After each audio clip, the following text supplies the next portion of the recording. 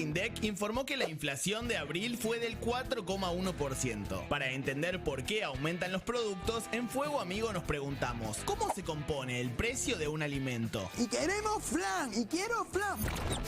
Según el último informe de la Fundación Agropecuaria para el Desarrollo de Argentina, 1 de cada 4 pesos que se pagan por productos esenciales como el pan, la leche o la carne corresponden a tributos. En el caso del pan, el precio está compuesto en valor de materia prima solo en un 18%, 13% de trigo y 5% en molino. No es coca.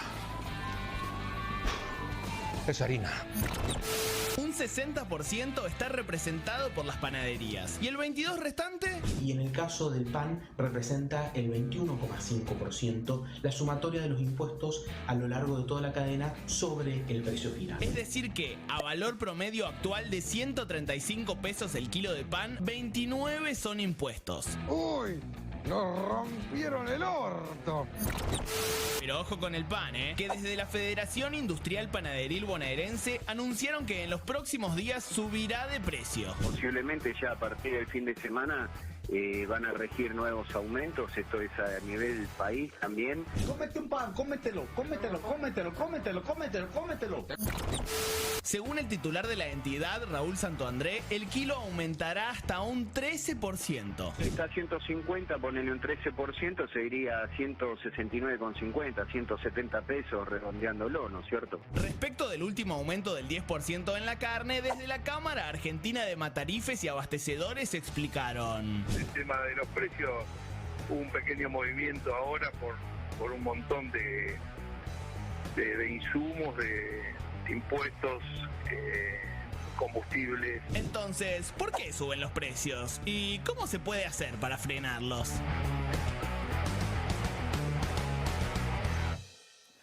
Bueno, le vamos a preguntar a Eduardo Bussi, ¿no? Cata había planteado esta pregunta ya al inicio del programa.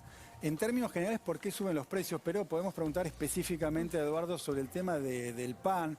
¿Se lo podemos adjudicar al campo o no? ¿Dónde está el problema? ¿Qué tal? ¿Cómo andan ustedes? Cata, Diego, un gusto muy grande, para ir a los demás panelistas. Yo señor, no señor. Nadie se hace cargo. Claramente no. Claro, claramente no tiene la culpa el trigo en este caso. ¿Y quién tiene la culpa del aumento del pan, Bussi? A ver, desde que sale la tranquera del productor en adelante. A ver, nosotros con la vieja mesa de enlace de otros tiempos sabíamos decir que podríamos regalarle todo el trigo a los panaderos y aún así no bajaría sensiblemente el precio del pan. Traducido a este momento, 135 pesos el kilo de pan. Los productores podemos regalar 5 o 6 millones de toneladas de trigo, que es lo que va al mercado interno, y el pan puede bajar 10 o 15 pesos con suerte. Vale decir que la tranquera del productor en adelante está el problema. El problema claramente tiene un componente impositivo, tiene el sobrecosto que tienen que soportar los panaderos, porque acá también cargarle toda la tinta a los panaderos no me parece justo. O sea, los panaderos, ¿qué tienen? Le aumentan el alquiler, le aumentan los costos laborales, los costos impositivos, y además de eso tienen los costos de las tarifas de los últimos 5 o 6 años, que se atenuaron ahora, pero durante 5 o 6 años aumentó la luz, le aumentaron todos los tipos de tarifas que tienen que soportar. Entonces los panaderos, ¿qué hacen? Trasladan eso a los consumidores, y los consumidores tienen los bolsillos cada vez más vacíos. Más flaco, más debilitado. Hagamos un punto acá. Sí. Los consumidores efectivamente tenemos los bolsillos cada vez más vacíos. Eli tiene información para compartir con todos nosotros sobre justamente la inflación que salió hoy. Sí, hoy justamente se conoció el índice de precios correspondiente a abril. Horrible el número, porque sigue estando sobre el 4%, 4,1%. ¿Se esperaba esto, Eli? Sí, se esperaba. Se esperaba 4%, el gobierno esperaba 4%, pero lo que es más terrible es lo que aumenta el rubro alimentos, porque ahí el aumento global a nivel país fue 4,3%. Pero escuchá esto, en el Gran Buenos Aires, los distritos más pobres de la provincia de Buenos Aires, el aumento de los alimentos fue de 4,6%. Ya acumulamos en solo 4 meses, primeros 4 meses del año, 17,6%. Obviamente que no se va a cumplir la pauta del 29% anunciada por el gobierno. A eso vamos a estar llegando en 2 meses más, en el mes de julio. Y va a ser complicado porque los salarios claramente vienen detrás del aumento de precios y difícilmente se recompongan en un nivel que compense efectivamente la inflación de este año. Le podemos preguntar a Miazo, ¿no? A propósito de lo que decía Bussi, que el precio aumentaba, vamos a poner el ejemplo del precio del pan, cuando salía de la tranquera, pero le pregunto a Miazo cómo está conformado el valor del pan, ¿qué lo conforman?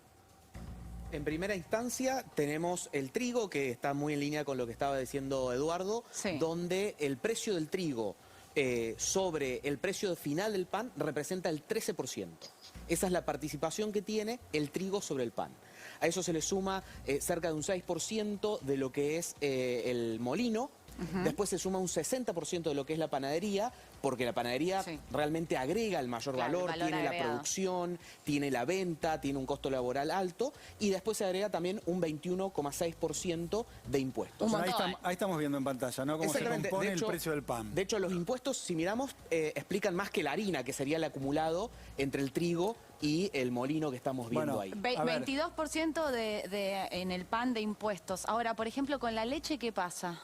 Con la leche es incluso un poquito superior, está en el 26%, y en el caso de la carne, un 28%. Si promediamos estos 3 alimentos, estamos hablando de lo que mostraban ustedes en el informe, 1 de cada 4 pesos que pagamos por estos productos son impuestos. Bueno, pero ¿dónde está el aumento? A ver, yo veo, ahí está la carne también, ¿no?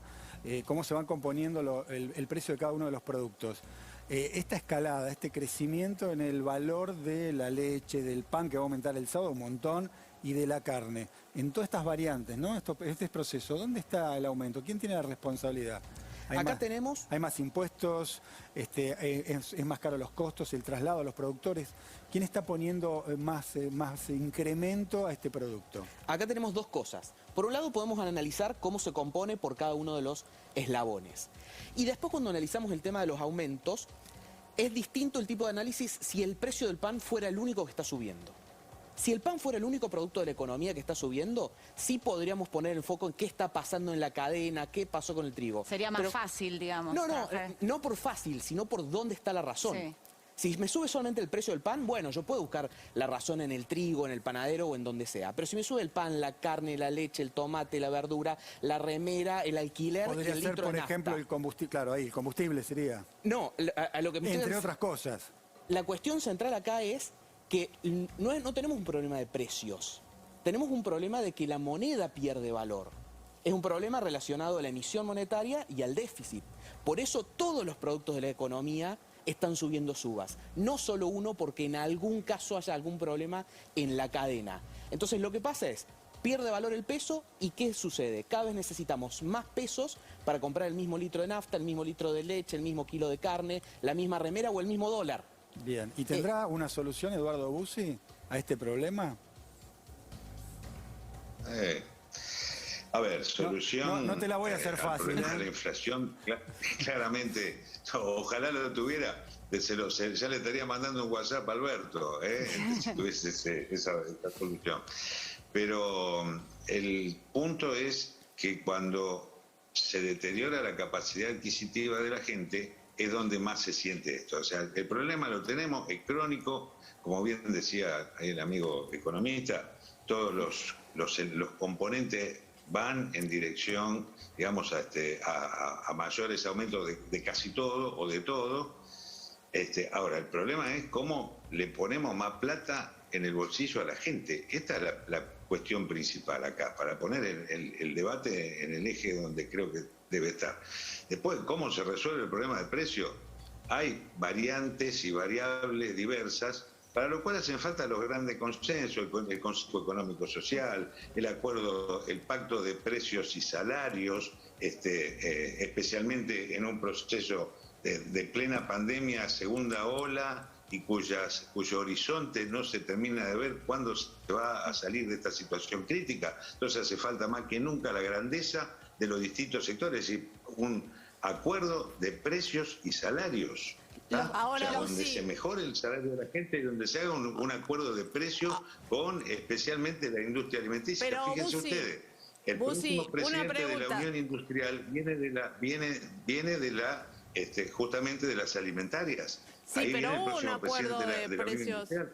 Busi, hubo un acuerdo de precios y salarios hace 2 meses, como mucho. Los gremios firmaron aumentos salariales de acuerdo a ese pacto. Pero evidentemente el sector empresario no está siguiendo esa misma línea y esto lo denuncia el propio gobierno.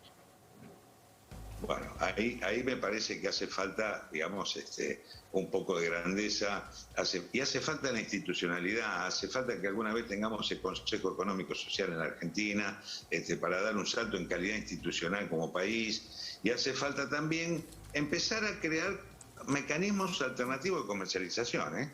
Ahí hay una cuestión, digamos, que la Federación Agraria la propusimos en la época del gobierno de Aníbal Ibarra, en la capital federal. Funcionan en algunas provincias, ejemplo Misiones, que son los mercados productores y consumidores, los productores y pymes vinculándose directamente con los consumidores, digamos, para evitar eslabones en la cadena que terminan aumentando precios, especialmente aquellos que son más concentrados, las grandes cadenas de hipermercados. O sea, buscar mecanismos de comercialización alternativa. Ahora, revisar el componente impositivo de los alimentos. El componente impositivo de los alimentos, esto con el movimiento obrero lo hemos planteado muchísimas veces. ¿Y cuánto tiene de componente impositivo? Digamos, la canasta básica, y ahí hay que empezar a revisar. Eduardo, ¿cuánto tiene de componente impositivo el combustible? Entonces se aumentan los combustibles, pero la mitad es impuesto. Entonces hay muchísimas cuestiones que revisar si se quiere en serio bajar los costos del bolsillo de la gente. Le quiero preguntar al economista Amiaso si sirven los controles de precio, si alguien extraña a Guillermo Moreno a partir de esto que estamos viendo con los precios. Los controles de precios no son más que un paño frío en las consecuencias. Digamos, un control de precios ataca la consecuencia, que es el aumento de precios. No ataca el origen o la causa que está generando la inflación. ¿Pero funcionan? Funcionan en muy corto plazo. ¿Cuánto podés controlar un precio? 3, 4 meses. Y después ese precio se termina actualizando. Nos pasó con muchos productos que estaban en precios máximos durante el año pasado, se frenaron durante el año pasado, pero llevamos 3, 4 meses de subas del 10, 12% en esos mismos productos. Las tarifas las podemos congelar, pero tarde o temprano hay que descongelarlas y después hay que multiplicarlas por 20, no hay que aumentarlas 10%. Ahora, David, te escucho y quiero volver un segundo a ese gráfico que vos tenías de la carne y de la leche para contarnos de vuelta cómo es que se compone el precio. Yo me quiero ir a comprar carne para hacerme una milanesa. ¿De dónde sale el precio tan caro en la carnicería? Bueno, cómo no, lo podemos evaluar. Lo que están viendo en pantalla es que la cría o el ternero, que es la primera etapa de la producción de carne, que es justamente la más cara porque se tarda cerca de 2 años en producir un ternero, representa el 30% del precio final. A eso se le suma cerca de un 27% en el engorde, en el feedlot. Después tenemos ahí con unas participaciones menores a lo que es el frigorífico y la carnicería. Y finalmente lo que veníamos conversando recién de la carga tributaria con un 28%. Entonces cuando vos compras un kilo de asado o un kilo de cualquier corte de carne, esto es más o menos qué es lo que estás pagando. Una parte de cría, una parte de engorde, una parte de faena, una parte de impuestos y una parte de carnicería. Ahora, ¿puedo hacer una pregunta? Digo, Busi recién hablaba de bajar los impuestos. Digo, ¿sirve bajar el IVA a los productos de la canasta básica? Sí. ¿Sí? Sí. ¿Y por qué nunca se hace? Digo, porque se ha planteado enorme cantidad de veces, pero nunca, en definitiva, se avanzó en concreto con eso. Sí, pero bajar impuestos hoy, cuando el Estado se está haciendo cargo de todo en el marco de la pandemia, ¿no es un suicidio también? A ver, Busi, muchas cosas para responder. A ver, hay quienes tienen capacidad contributiva y quienes no. O sea, cómo se les saca a los consumidores, a los trabajadores, cómo se le cargan más impuestos a los que tienen más capacidad de tributar. Sector financiero, la minería, digamos, los sectores que tienen justamente posibilidades de contribuir en la emergencia, en las circunstancias esta en la que estamos. O sea, pero cuando hay impuestos distorsivos o en los combustibles o en los alimentos, claramente lo que estamos haciendo es deteriorar más los bolsillos vacíos de muchísima gente. Pero nadie le pone impuestos, ¿no? La minería, más bien lo contrario, lo que está sucediendo en los últimos tiempos. Pero bueno, este es el punto. Bueno. O sea, un viejo dirigente nuestro que tal vez vos, Diego, te acuerdes, o la renta financiera.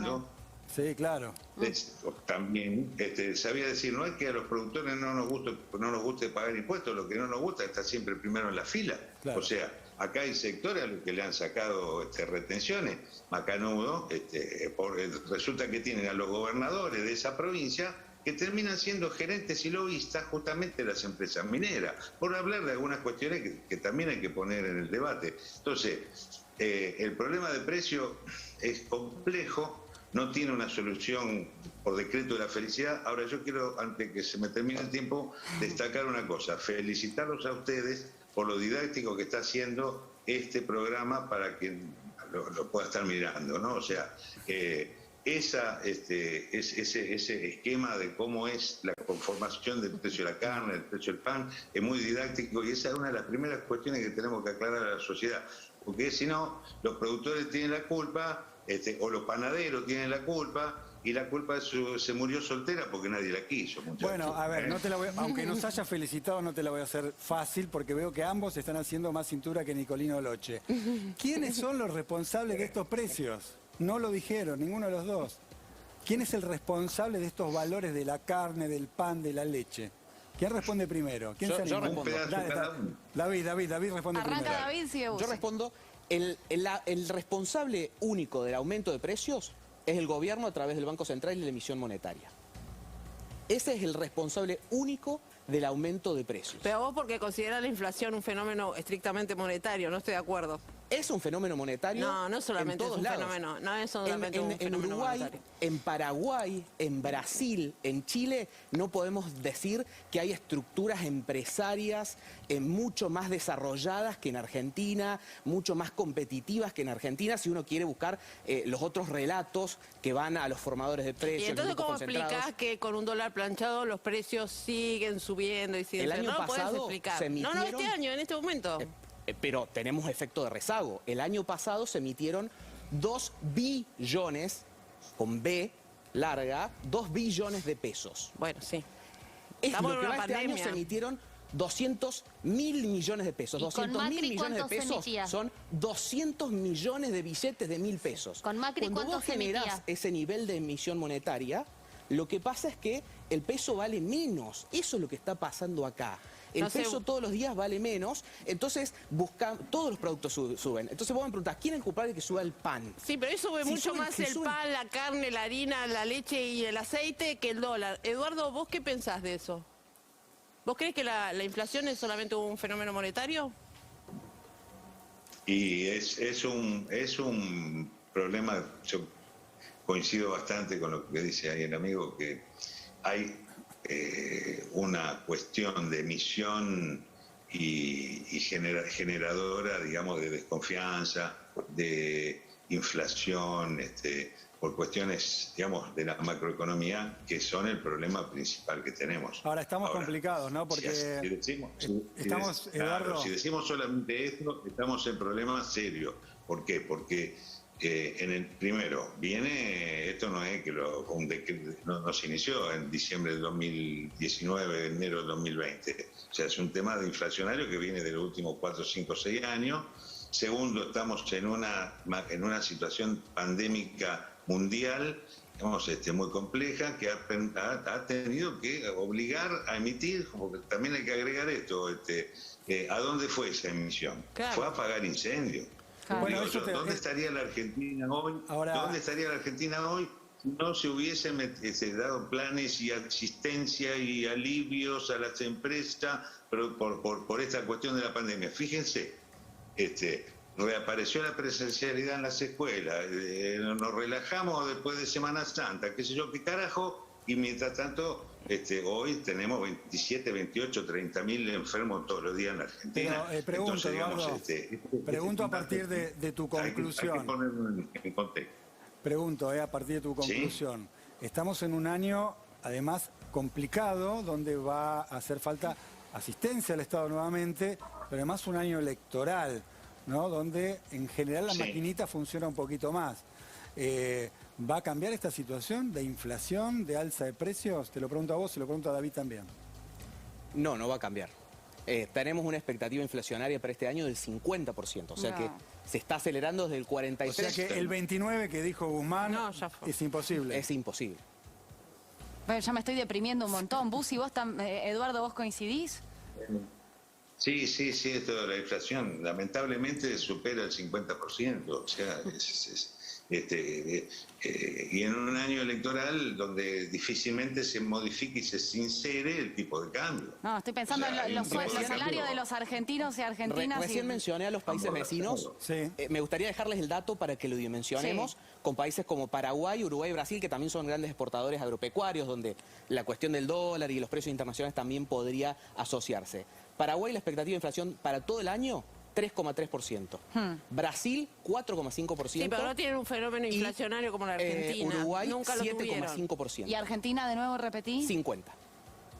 Bien. Bueno, qué lindo irte a dormir con esta. Si no nos ponemos en un contexto de los vecinos, por ahí uno no dimensiona dónde está y qué está pasando. Por eso quería dejarles el dato nada más. Bien, Eduardo, y cerramos con vos. Sí, el horizonte inflacionario es un dato de la realidad. Ahora, es también consecuencia del problema estructural del que se viene desde hace años, varios, y producto de una emergencia social muy compleja. Por lo tanto, hay que atravesar esta tormenta, habrá que atravesar el proceso electoral y habrá que tomar medidas que tengan que ver con los consensos, con los acuerdos, y ir nivelando los superávit fiscal y comercial de modo tal de que no caigamos en las ortodoxias aquellas que plantean convertibilidad, achique el Estado y ajuste, porque eso no lo soporta la Argentina. Entonces, habrá que sobrellevar este tiempo y con los consensos, con la madurez democrática que se necesita, buscar soluciones, digamos, más allá del 2021 y hasta el 2023, que es el tiempo, digamos, que habrá que contemplar, ¿no? Me gusta para cerrar la entrevista con ustedes dos, que ya les agradezco tanto a Eduardo como a David de estar acá en Fuego Amigo, eso de la democracia, ¿no? Con un consenso y un respeto de la democracia, desde la democracia, en estos días donde se habla tanto de un lado y del otro y a veces se la cascotea como palabra, está buenísimo que digas eso, desde el consenso. Gracias a los dos y nosotros nos vamos a un corte.